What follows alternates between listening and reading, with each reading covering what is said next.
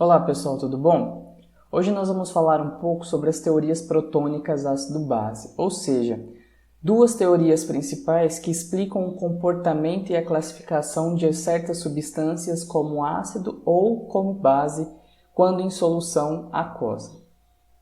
Essa classificação ácido-base teve início há muito tempo atrás a partir da observação de algumas propriedades físicas e químicas de algumas substâncias, quando presentes numa solução aquosa, ou seja, em contato com a água. Além disso, essas observações, além dessas propriedades físicas e químicas, elas foram pautadas em características organolépticas. O que seriam essas características? São características que podem ser percebidas pelos diferentes sentidos humanos. Por exemplo, no caso de ácido e base, um desses sentidos que mais auxiliou na classificação dessas substâncias foi o sabor. E qual era então essa classificação? Para ser considerado ácido, a substância apresentava um sabor azedo e a observação de que, no caso de ácidos, há uma reação dessas substâncias com alguns tipos de metais, chamados de metais reativos, que liberam hidrogênio, o gás hidrogênio. Além disso, os ácidos também, ao reagirem com substâncias denominadas de carbonatos, liberam CO2, outro gás. Tá? E tornam o papel tornassol, que é um papel indicador, de cor avermelhada. Tá? Essas características definiam um ácido. A base, por sua vez, apresenta um sabor adstringente ou amargo, são escorregadias ao toque e, além disso, tornam o papel tornassol azul. Tá? Então, essas eram as características iniciais observadas para esse tipo de substância. No intuito de classificar, ou de tornar essa classificação ácido-base algo mais confiável, porque pautado somente nessas observações fica difícil da gente dizer se uma substância é um ácido ou é uma base, surgiram algumas teorias que vão de encontro a generalizar essas definições. Tá? A primeira teoria protônica que nós vamos falar é a teoria de Arrhenius, que é uma teoria que surgiu em 1887, com esse senhor simpático aqui da foto, que é um químico sueco. Segundo Arrhenius, o ácido corresponde a qualquer substância que em solução aquosa libera íons H+. Tá? Então aqui, exemplo, o ácido clorídrico libera íons H+ em solução. E uma base seria qualquer substância também que em solução aquosa libera íons OH-, o hidróxido. Olha aqui, o hidróxido de potássio libera hidróxido em solução. Veja que para Arrhenius, a definição de ácido e base está implícita que na estrutura do ácido ou na estrutura da base, nós temos que ter certos componentes. Na estrutura do ácido, obrigatoriamente, tem que ter um próton, um íon H+. E na estrutura da base, obrigatoriamente, nós temos que ter o ânion, o OH-. Tá? E uma reação de neutralização, já que ácidos e bases se neutralizam, seria íons H+, sendo neutralizados com íon OH-, formando água. O que acontece com a teoria de Arrhenius? Inicialmente explicou uma boa parte do comportamento de algumas substâncias, mas é considerada uma teoria limitada. Por quê? Primeiro porque não considera o papel do solvente nesses equilíbrios. Aqui o solvente não tem participação ativa. Meramente nós descrevemos o solvente aqui como sendo a água, participando apenas no processo de dissolução e ionização dessa substância. Além disso, o outro fator limitante é que a teoria de Arrhenius não conseguia explicar o comportamento básico de substâncias que não apresentavam o hidróxido em sua composição. Então, para Arrhenius, as bases tinham que ser sempre os hidróxidos. Como a teoria de Arrhenius não foi uma teoria suficiente para explicar o comportamento da maioria das substâncias como ácido ou base, em 1923, de forma independente, o químico dinamarquês Bronsted e o químico inglês Lowry desenvolveram e apresentaram a mesma teoria, que ficou conhecida como a teoria de Bronsted e Lowry. Qual é a definição, de ácido e base segundo essa teoria? O ácido passa a ser agora uma espécie doadora de próton. Então, por exemplo, aqui o ácido nitroso reage com a água, liberando nitrito e H3O+. O ácido, ele doa, então ele é um doador de H+, ele está doando H+, aqui para a molécula de água de forma a formar o íon hidrônio. E a base? A base vai ser uma receptora de próton, vai ser a espécie que vai receber o próton. Por exemplo, aqui a amônia reage com a água formando o íon amônio e OH-. A amônia vai receber um próton da água, formando o íon amônio, e aí na solução nós vamos observar a formação do OH-. Então, ácido doador de próton, a base receptora de próton. Essa teoria é considerada uma teoria mais ampla, Por quê? Primeiro porque considera o papel ativo do solvente, Vejo que nas duas reações o solvente participou. A água participa aqui como uma base, porque ela é uma aceptora de próton, e aqui a água participa como um ácido, porque ela doa o próton para a amônia. Então, o solvente tem um papel importante nessas reações. Além disso, a teoria de Bronsted e Lowry diz o seguinte, que não é possível a existência de um ácido ou de uma base isolados em solução. Para que tenha um ácido, obrigatoriamente eu tenho que ter uma base na minha solução, e para ter uma base, obrigatoriamente eu tenho que ter um ácido em solução. Então, as reações de ácido-base pela teoria de Bronsted e Lowry, elas são completas. Eu preciso ter um ácido e uma base reagindo. Se eu tenho alguém que doa um próton, obrigatoriamente na minha solução eu tenho que ter alguém que receba esse próton. Tá? Com essa teoria, foi possível explicar o comportamento de uma gama maior de substâncias em solução. Tá? E não se detém somente a solução aquosa, igual à teoria de Arrhenius. No caso da teoria de Bronsted e Lowry, é possível utilizar outros solventes também. Vamos ver aqui como exemplo. Essa teoria de ácido-base de Bronsted e Lowry trouxe também a definição do que a gente chama de par ácido-base conjugado. Isso quer dizer que todo ácido, quando sofre uma reação ácido-base, ele vai formar como produto uma base conjugada, assim como a base vai formar um ácido conjugado. Então, por exemplo, o ácido nitroso aqui, ele deu origem a uma base conjugada que é o nitrito. Então, nós temos um par ácido-base conjugados entre um ácido fraco e uma base proveniente desse ácido fraco. A água, nesse caso, se comporta como uma base. Tá? Após a reação, há a formação de um ácido, que vai ser o ácido conjugado da água. Tá? Então, nós sempre vamos ter uma reação de um ácido e uma base, que vai formar como produto outro ácido e outra base, que são derivados dos reagentes. O mesmo acontece aqui para a amônia. A amônia é uma base, após a reação ácido-base, ela formou aqui o íon amônio, que é o ácido conjugado da amônia. A amônia tem propriedades básicas, o amônio tem propriedades ácidas. A água nessa reação se comporta como um ácido, então no final do processo, depois da reação, ela vai formar uma base conjugada. Então aqui eu tenho outro par ácido-base conjugados. Tá? Essa teoria de Bronsted e Lowry trouxe justamente essa classificação e a compreensão do par ácido-base conjugados. Não existe um sem que exista o outro. Então eles sempre caminham juntos numa reação química. Tá? Aqui nós vemos o comportamento da água, ora atuando como base, ora atuando como ácido. Isso não é uma propriedade apenas da água, ela pode acontecer com outros solventes também. A esse tipo de substâncias nós chamamos de substâncias anfipróticas ou substâncias com caráter anfótero.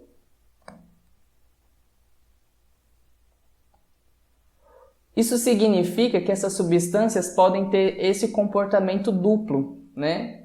Ora se comportam como ácido, ora se comportam como base. Veja aqui que nesse exemplo, né, nós não temos mais o exemplo da água, mas nós estamos usando aqui o metanol. O metanol é um álcool, né? Mas ele tem a possibilidade de doar o próton ou de receber um próton, tá? Então, se eu reagir o metanol com uma base, a base é uma aceptora de próton, então o metanol perde o próton passa a compor a estrutura da amônia, formando o amônio, e nós temos aqui a base conjugada do metanol.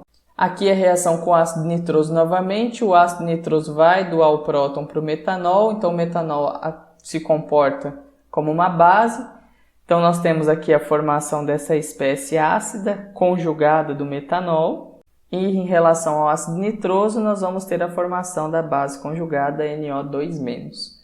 Veja aqui que o metanol também pode se comportar tanto como ácido ou como base, tá? Outros solventes próticos também apresentam essa propriedade. O próprio ácido acético, o etanol e outros também. Falamos um pouco da definição de ácido e base e agora nós precisamos classificar a sua força, que a gente sempre fala de força, né? Ácido forte, base fraca e assim por diante. No que é definido a força de ácido e base? Bom, essa força de ácido e base ela é classificada através do grau de ionização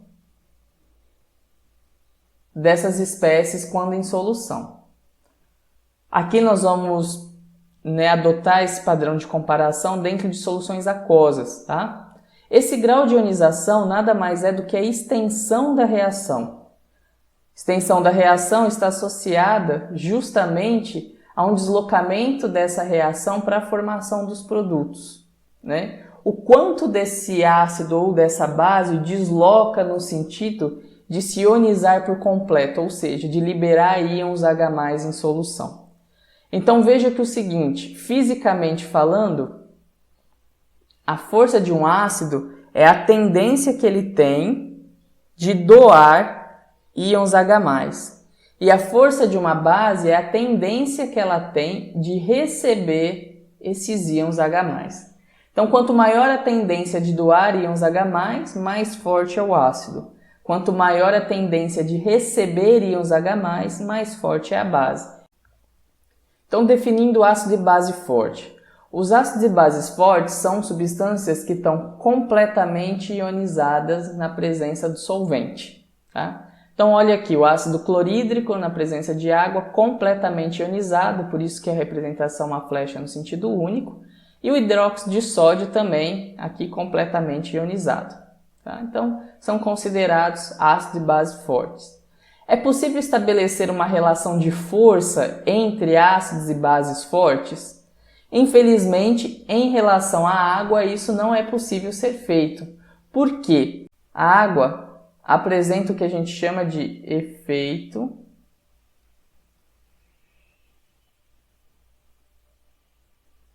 nivelador.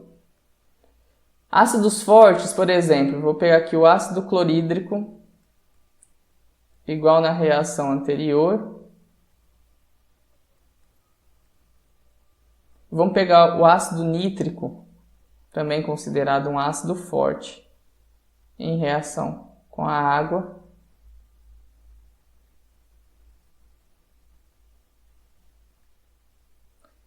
Qual ácido é mais forte, o ácido clorídrico ou o ácido nítrico? Nós não conseguimos dizer isso porque justamente na presença de água, ambos se ionizam completamente.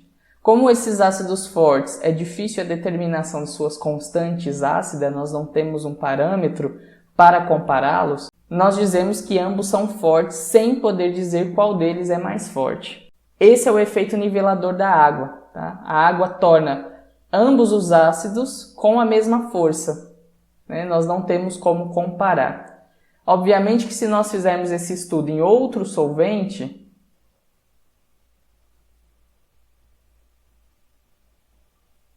nós podemos observar uma diferença de acidez entre esses ácidos, tá?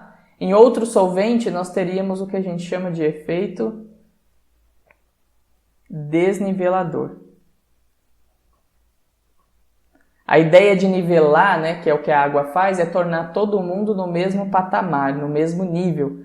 Desnivelar significa entender, né, dividir os patamares. Então, neste caso, em outro solvente, talvez seja possível analisar a força desses ácidos, já que eles vão se comportar de forma distinta. Na água, eles vão se comportar exatamente da mesma forma, o que não é possível, então, estabelecer uma relação de força para ácidos e bases fortes. Já no caso de ácidos e bases fracas, essas substâncias estão parcialmente ionizadas, tá? Na presença de solução. Ou seja, a extensão da reação ela é limitada. Ela não está totalmente deslocada aqui para a direita para a formação de H3O+, né? Ou aqui a acepção total do próton, né? Liberando em solução os íons OH-. Tá?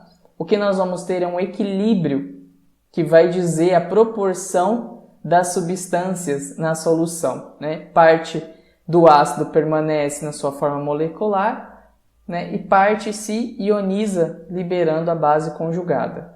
No caso da base, a mesma coisa, parte fica na forma molecular e parte se ioniza, formando o ácido conjugado.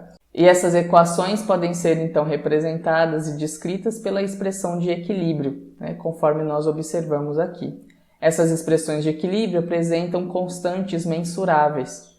E a partir dessas constantes é possível que nós avaliemos a extensão da reação. No caso então de ácidos e bases fracos, nós já temos a possibilidade de estabelecer a força relativa dessas substâncias em relação à água, tá? Uma vez que nós temos os valores das constantes de equilíbrio para comparar.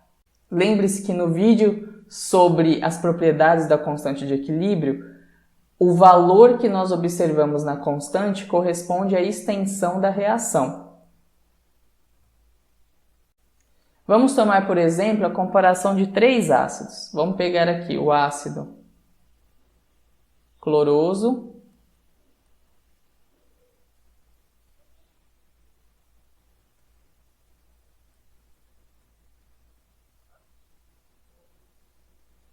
tem uma constante Ka de 1,1 vezes 10 a menos 2 e uma constante Kb em relação aqui à sua base conjugada de 1,1 vezes 10 a menos 12. Vamos pegar aqui o ácido acético.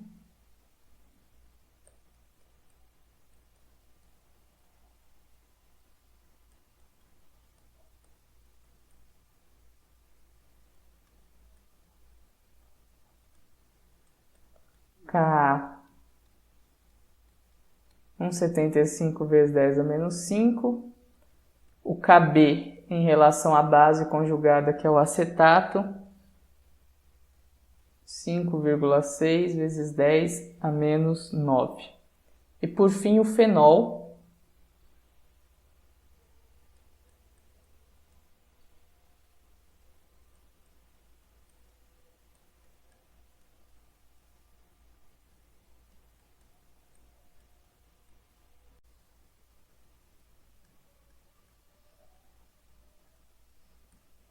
Ka 1,1 vezes 10 a menos 10 e o Kb em relação ao íon fenolato de 1,1 vezes 10 a menos 4.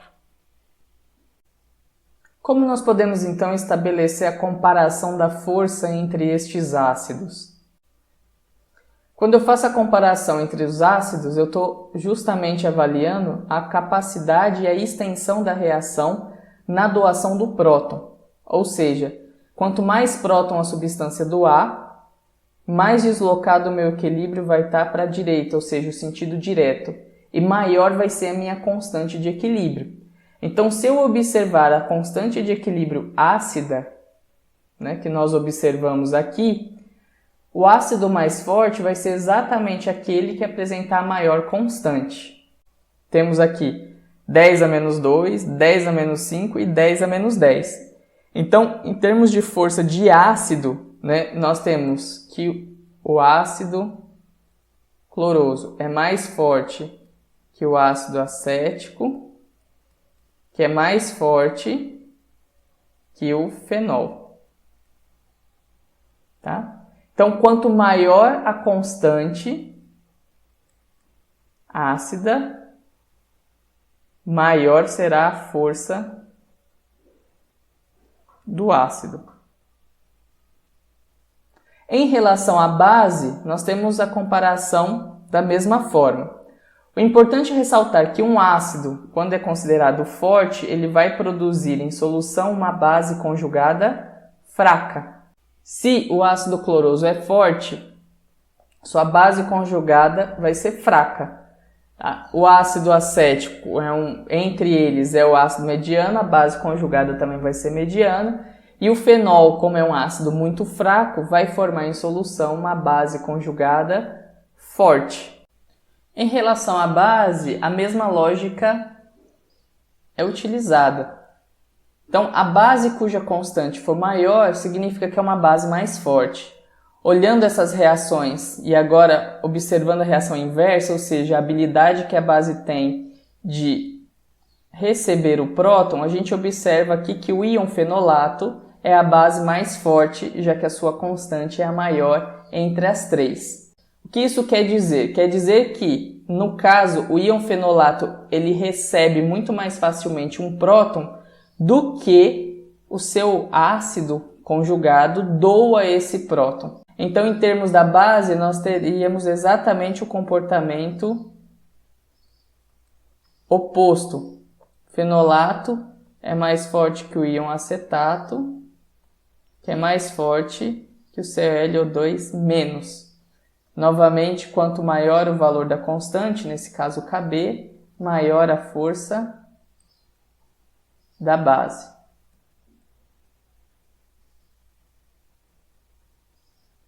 Dentro de uma mesma reação,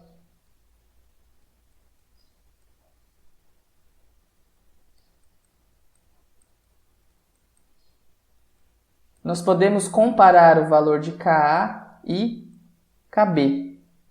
Quando a gente compara o valor de Ka e Kb dentro da mesma reação, então Ka em relação ao ácido, Kb em relação à base conjugada, nós podemos dizer se essas substâncias, o par ácido-base conjugado, tem mais tendência em doar o próton ou mais tendência de receber esse próton.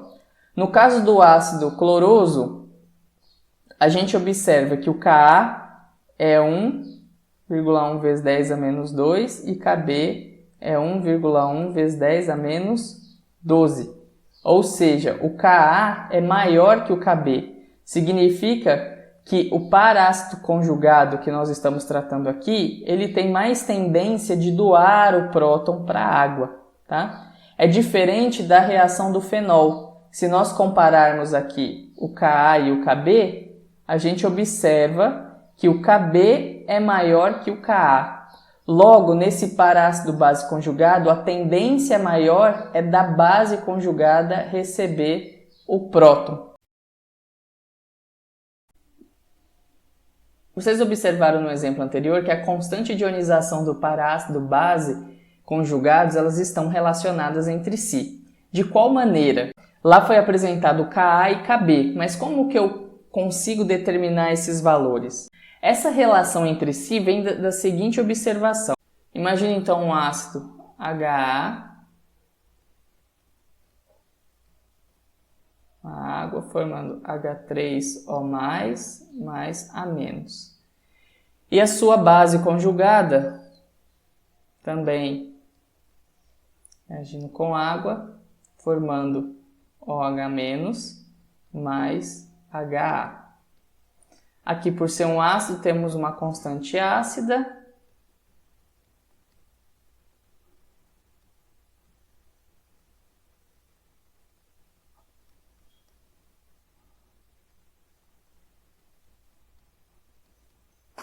E aqui, por ser uma base, uma constante básica.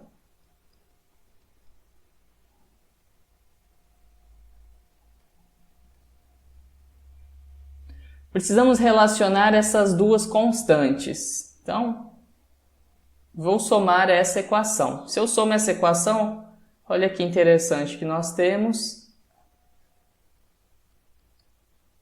água reagindo com água, que é o que nós chamamos de autoionização da água, né? Uma molécula de água é um ácido, a outra molécula é uma base, vai formar H3O+, mais OH-. Quando eu somo duas equações químicas, o que acontece com as constantes? As constantes se multiplicam. Ka vezes Kb vai ser igual. Se eu somo essas duas constantes, elas vão se multiplicar.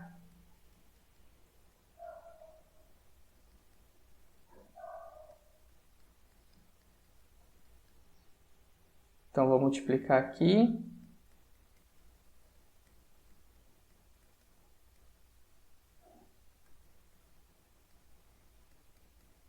Vejam que os termos podem se anular, igual, né, na equação. Por fim, eu tenho Ka vezes Kb é igual a H3O+, vezes OH-, que é exatamente o que está descrevendo nessa expressão do equilíbrio. O produto de H3O+ por OH- é o que a gente chama de produto iônico da água. E ele é representado por uma constante denominada de Kw.